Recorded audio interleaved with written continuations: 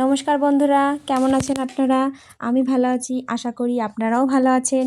সন্ধ্যার সময় ছেলে বায়না করলো যে মা পাস্তা খাবো। ব্যাস, আর কি, চটপট লেগে পড়লাম পাস্তা বানানোর কাজে।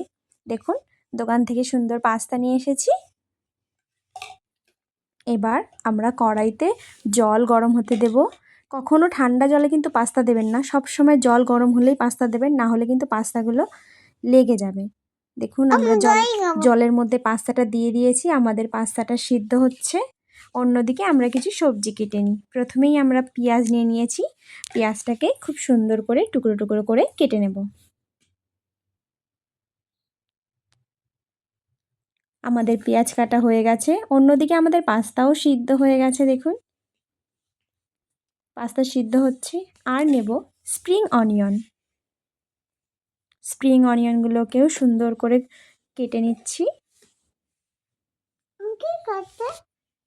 স্প্রিং অনিয়ন কাটা হয়ে গেছে, আমাদের পাস্তা সিদ্ধ করা হয়ে গেছে।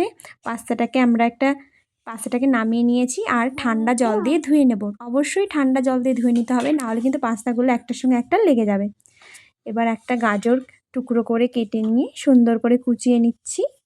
গাজর কোচানো হয়ে গেছে। আর নিচ্ছি আর রসুনগুলোকে সুন্দর করে কুচিয়ে নেব।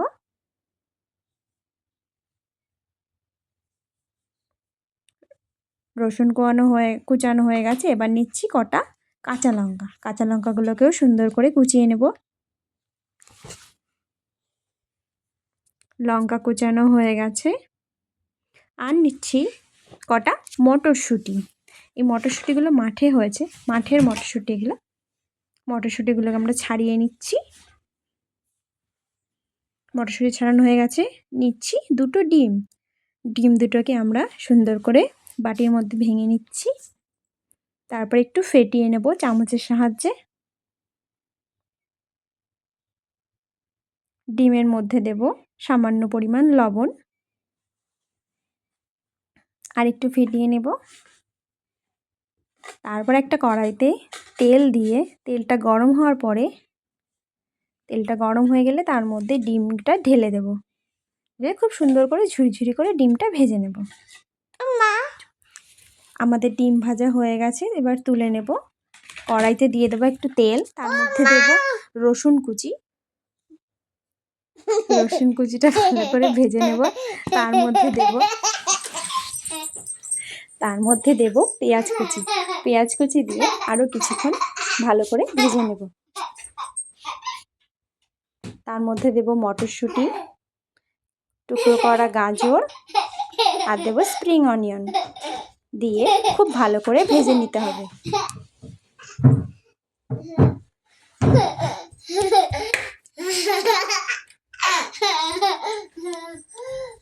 তার মধ্যে দেব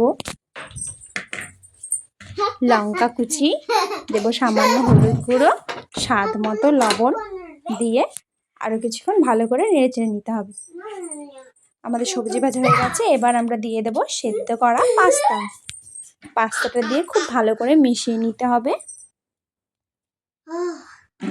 আমাদের মেশানো হয়ে গেছে। এবার আমরা ভেজে রাখা ডিমটা দিয়ে দেব, দিয়ে আরও ভালো করে মিশিয়ে নিতে হবে।